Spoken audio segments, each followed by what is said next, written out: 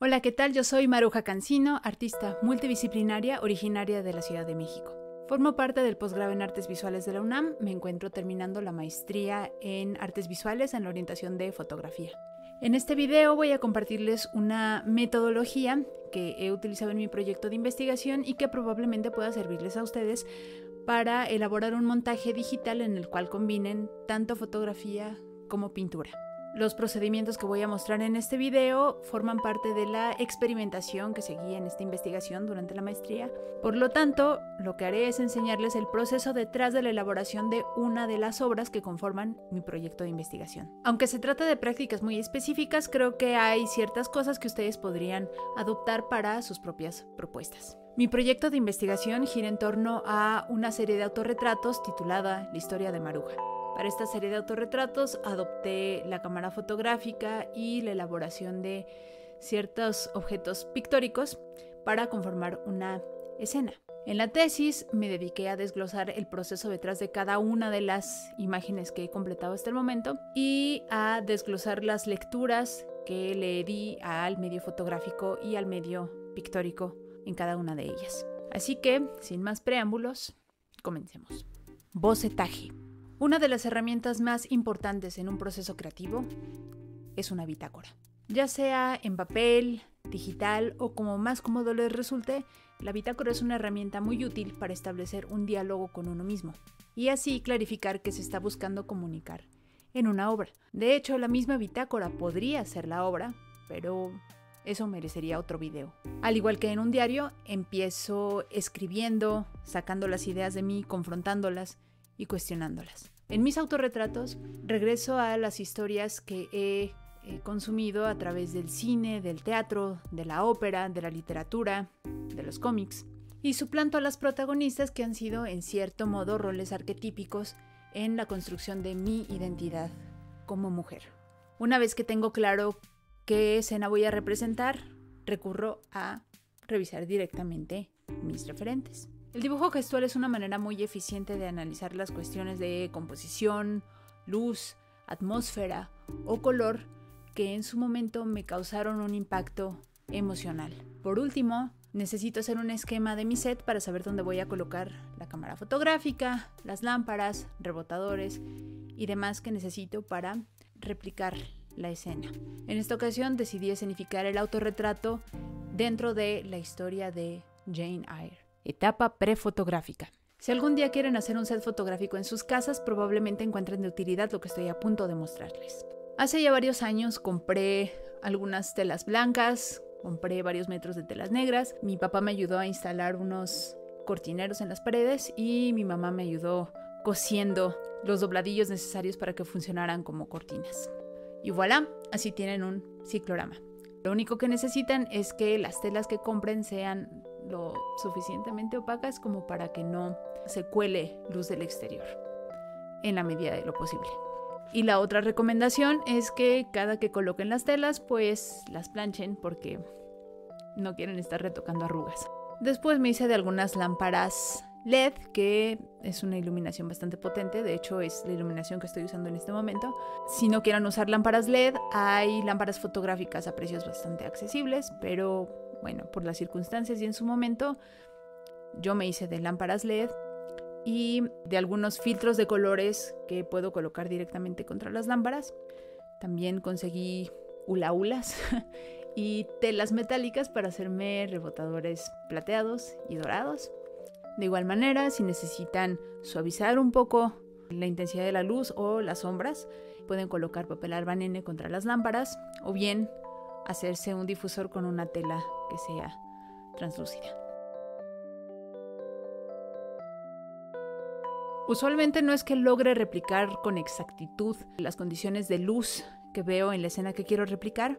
El precepto básico que sigo es de dónde necesito que provenga la luz. Si viene de una ventana, si viene de detrás del personaje, si viene desde afuera, desde arriba. Y eso es lo que dicta dónde voy a colocar las lámparas y cuántas voy a colocar.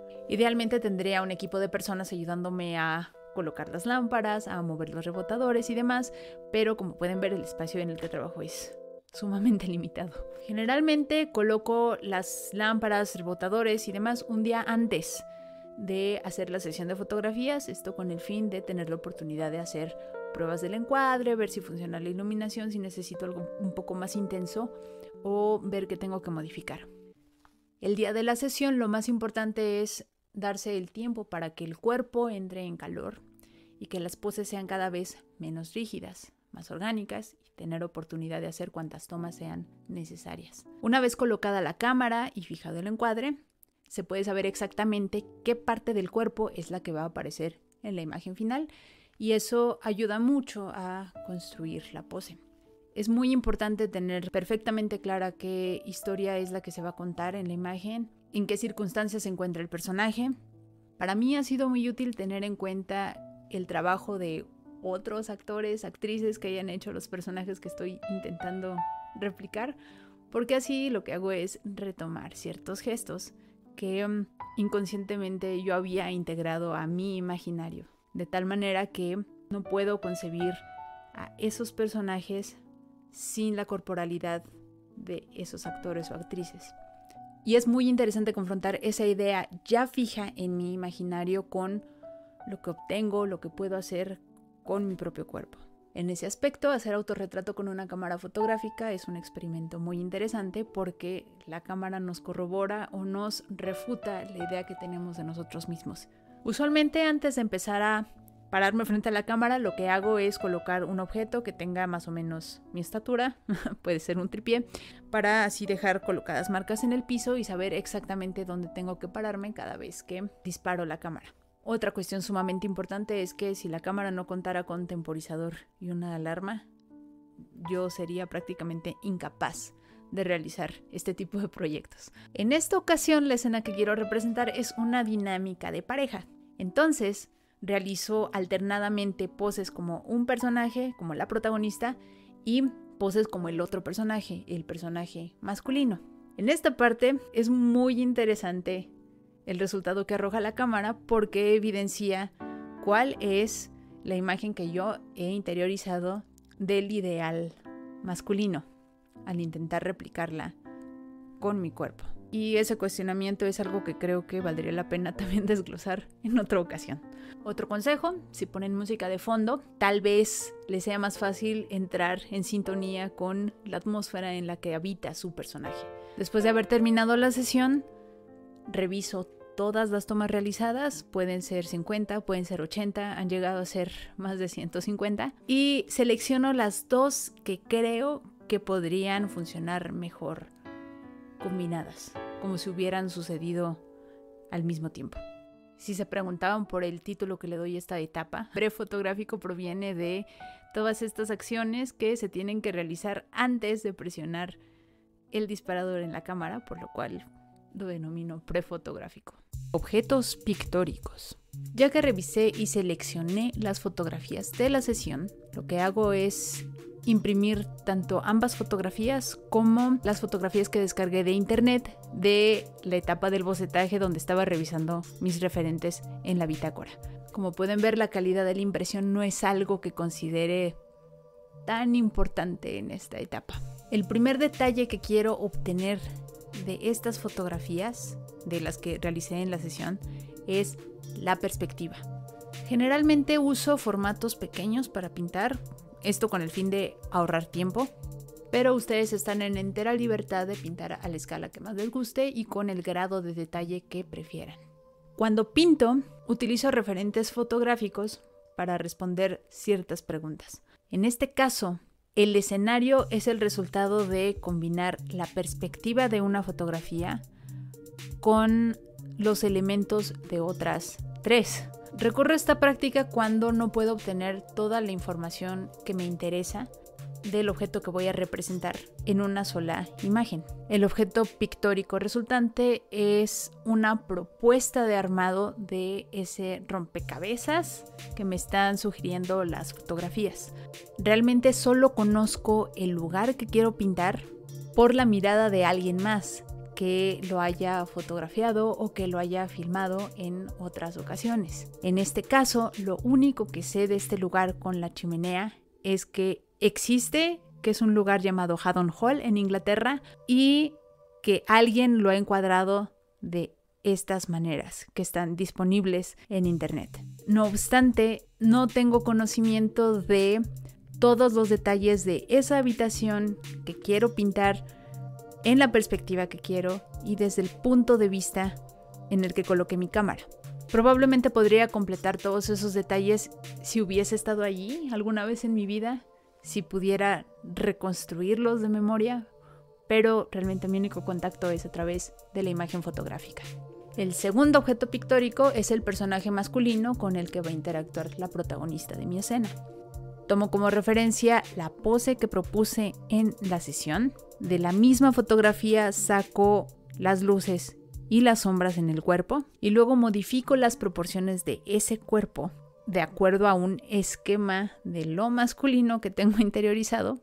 Finalmente recurro a las otras fotografías que descargué de internet, de la escena, del actor, para obtener detalles como el rostro o la indumentaria.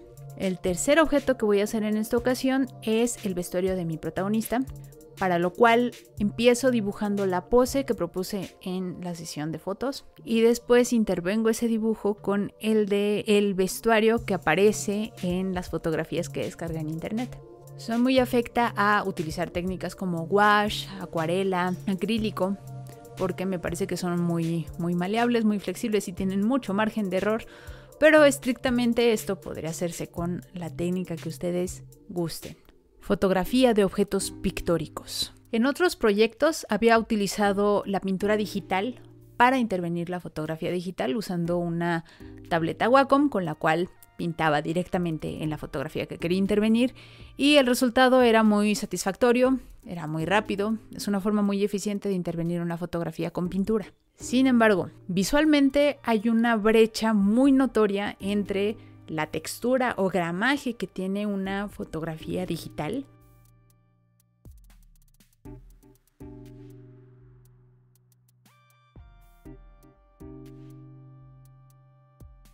lo que conforman los píxeles con la textura que se logra pintando directamente en la computadora.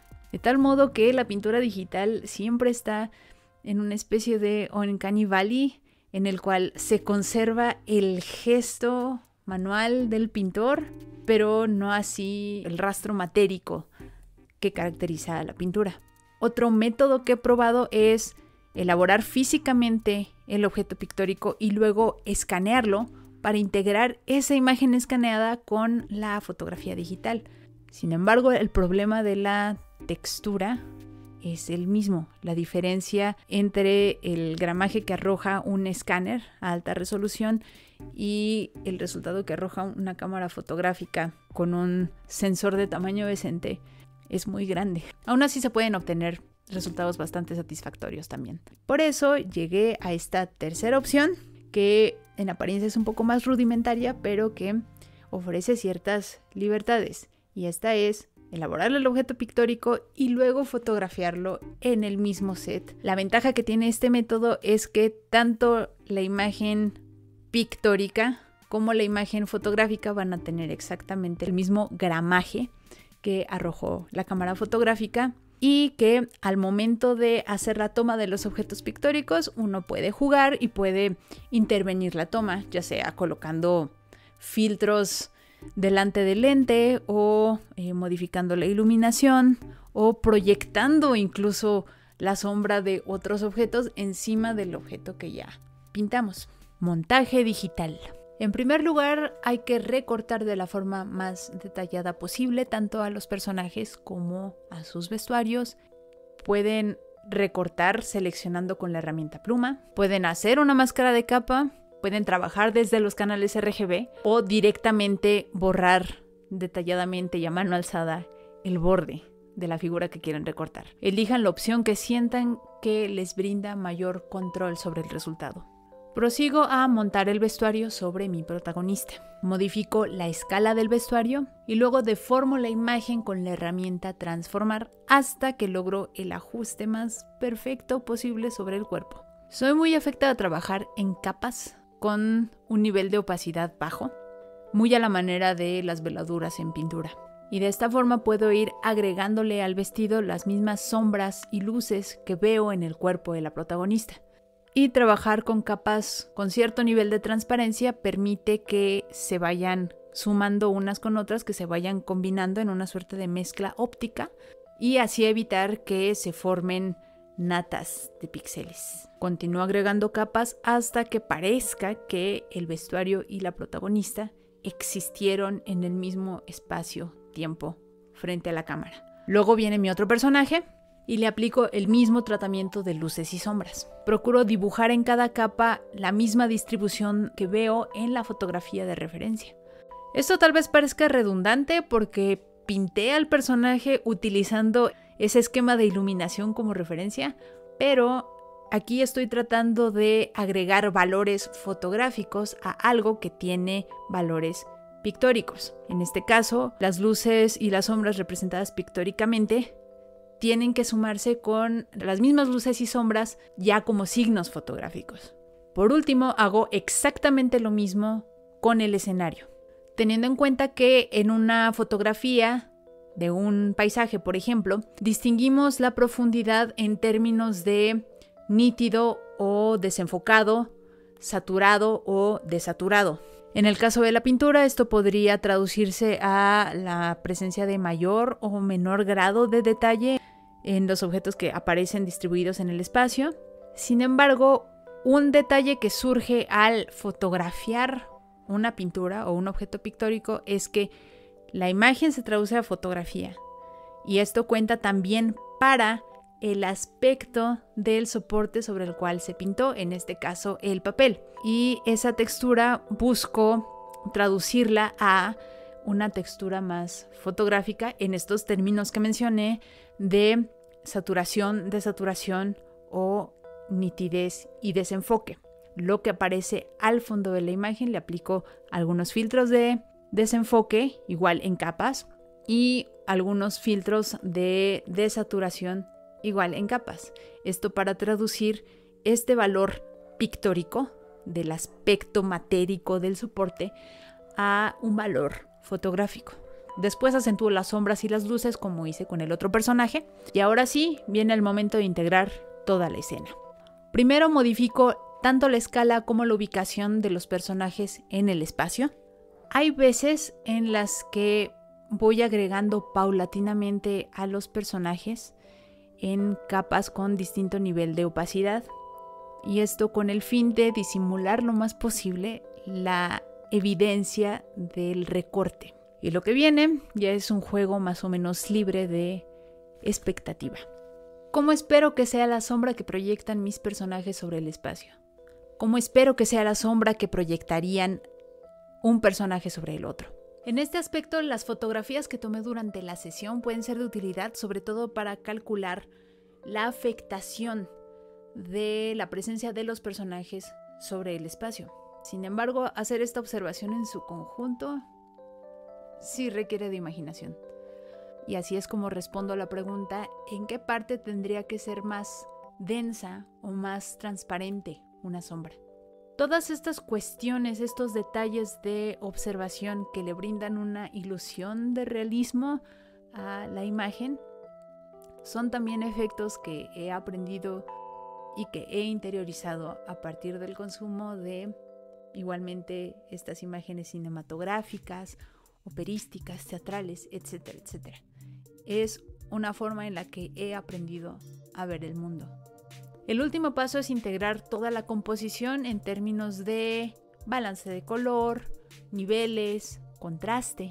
Es decir, crear un mismo contexto para elementos que nunca jamás existieron al mismo tiempo frente al lente. Aquí les muestro el resultado final de este autorretrato, en el que hice una propuesta basada en una estructuración típica de una ruptura amorosa. Aquí les muestro algunas otras imágenes de mi proyecto.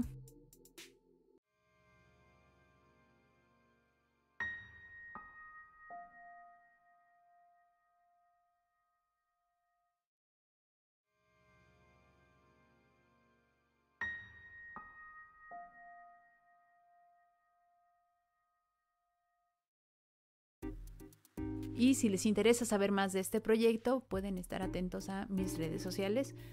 Yo espero que en algún momento haya una plataforma exclusiva para exhibir las imágenes que he hecho durante la maestría. Por último, espero que las prácticas que mostré en este video les sean de utilidad a ustedes, que las puedan adoptar y adaptar a sus propios fines. Déjenme sus comentarios y les mando un gran abrazo. Felices trazos.